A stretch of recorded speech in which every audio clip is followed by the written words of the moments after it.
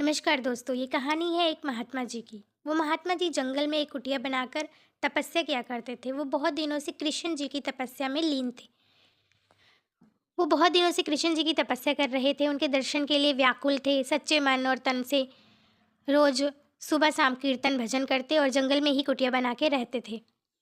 और एक शिकारी था जो शिकार करता था। उसको किसी ने बता दिया कि उस जंगल में ना बहुत सारे जंगली जानवर हैं। तो उसने सोचा चलो आज इस जंगल में शिकार करने चलते हैं। तब वो उस जंगल में गया, उसने देखा एक कुटिया बनी हुई थी। उसने सोचा कि शिकार करने से पहले कुछ खा पी लेते हैं, इस कुटिया में ज़रूरी कोई ना कोई होगा। उसने कुटिया का दरवाज़ा खटखटाया, तो अंदर से महात्मा जी निकले। उसने महात्मा जी को देखा तो कहता कि आप यहाँ क्या कर रहे हैं? मेरा तो काम ही है शिकार करना, मैं तो जंगल में आता हूँ, शिकार को पकड़ता हूँ, फिर उसको ले जाता हूँ। तब उन्होंने कहा कि मैं एक महात्मा हूँ, यहाँ तपस्या करता हूँ, भजन कीर्तन करता हूँ प्रभु का, यहीं रहता हूँ। तब उन्होंने कहा ठीक है, तपस्या करते हो, भजन कीर्तन करते हो, पर एक्चुअल में आप करते क्या है? तब महात्मा जी ने सोचा इसे कैसे समझाऊं।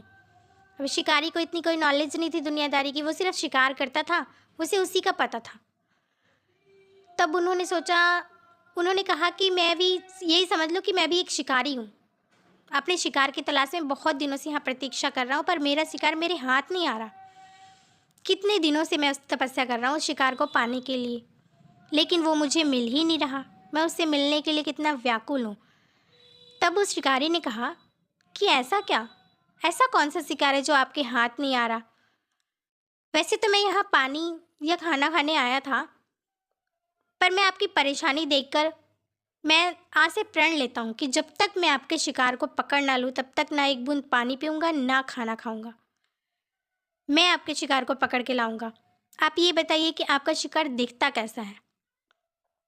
तब महात्मा जी ने कहा कि वो सांवला सलोना है, हाथ में बांसुरी है, सिर पे मोरपंख है, बहुत सुंदर सा है।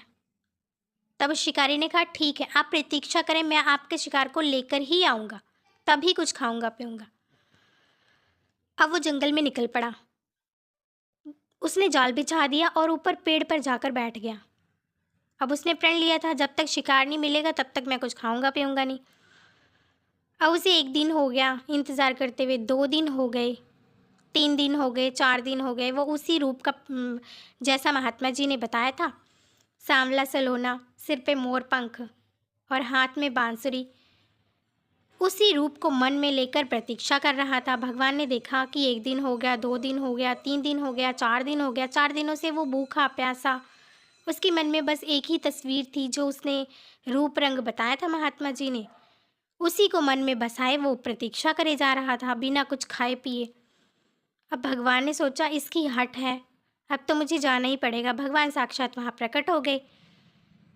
जैसे ही भगवान वहाँ प्रकट हुए उसने जाल में उनको कैद कर लिया और पेड़ से नीचे उतरा और कहने लगा कि तुमने महात्मा जी को बहुत परेशान कर रखा है, कब से वो तुम्हारी प्रतीक्षा कर रहे हैं। चलो पहले मैं तुम्हें महात्मा जी के पास लेके चलता हूँ। अब वो जाल पकड़े हुए आगे आगे और भगवान पीछे पीछे उसके साथ चल रहे थे। जैसे ही वो महात्मा जी की कुटिया के बाहर पहुंचा, उसने दरवाज़ा खटखटाया तो महात्मा जी तो प्रभु को साक्षात सामने देखकर उनका तो खुशी का ठिकाना ही नहीं रहा। वो कहने लगे प्रभु, आप साक्षात मेरे सामने, मैं आपकी कितने दिनों से प्रतीक्षा कर रहा हूँ, आपकी कितनी तपस्या कर रहा हूँ, आपने मुझे दर्शन नहीं दिए और आपने इस शिकारी को इतनी जल्दी दर्शन दे दिए। तो भगवान ने कहा कि मुझे तो इन्हें दर्शन देना ही था, क्योंकि इनका भाव आपके भाव से ज़्यादा सच्चा था।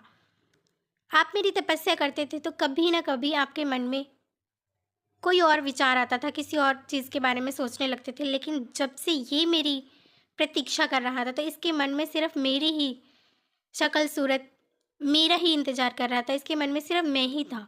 उस टाइम इसके मन में कोई और विचार आया ही नहीं, तो मुझे तो मजबूरन आना ही पड़ा।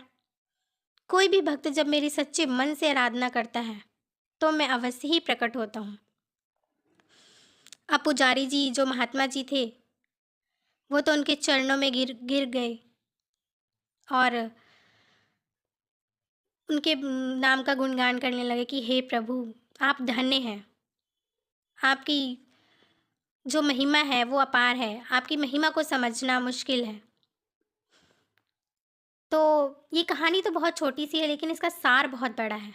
जब हम किसी भी चीज़ की या किसी भी भक्ति भाव से जब सच्चे मन से किसी की आराधना करते हैं, तो वो हमें ज़रूर ही मिलते हैं। चाहे वो प्रभु हों या हम किसी चीज़ को पाने के लिए भी अगर सच्चे मन और सच्ची श्रद्धा और भाव से उस काम के पीछे लग जाते हैं, तो वो कार्य अवश्य ही पूरा होता है। वैसे ही प्रभु को पाना है। अगर हमें उन्हें पाना है, तो हमें तन, मन, धन सिर्फ़ उसी पे लगाना है। उस टाइम हमें किसी और चीज़ के बारे में नहीं सोचना। अगर हम ऐसा करते हैं, तो हमें प्रभु के दर्शन अवश्य ही होते हैं। तो दोस्तों, प्रभु की महिमा की ये कहानी आपको कैसी लगी, हमें कमेंट कर अवश्य बताएँ। और अगर कहानी अच्छी लगी हो, तो हमारे चैनल को लाइक, शेयर एंड सब्सक्राइब कर दें। धन्यवाद।